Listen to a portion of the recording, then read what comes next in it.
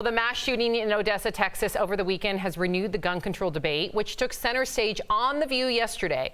And of course, Meghan McCain squared off against her liberal co-host. Watch.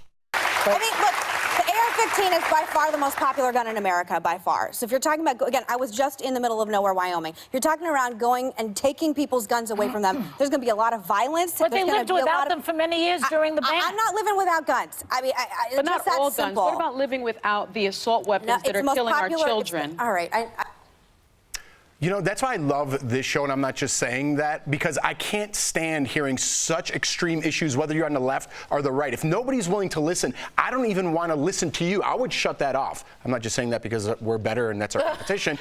But I'm saying for real, like in real life, if I was sitting at a bar, if I was sitting at a restaurant, and someone was that staunch in their view, I would excuse myself from that conversation, even though that's the conversations I have every day. If you're not learning something about the other side and why they're thinking that, you shouldn't be in that conversation. You know, it's the way human beings have progressed through since the history of time. If Jeff, you and I are like, hey, do you want to get Bronco season tickets this year or Rocky season tickets? And I go, hey, it's Rockies or don't ever talk to me again. Who has conversations like that? I'd be like, well, let's decide which one's more games where we can get better seats. Though. It's like, yeah, if you just give anything, it's considered this weird, like you're rolling over and showing your belly, some kind of weird submission. It's like you can. What's also complicit in this is this propaganda on both sides of the aisle of, if you are for gun reform, you're somehow taking away all guns. Or if you are for the Second Amendment, you're somehow staunch in not wanting to have sensible gun reform.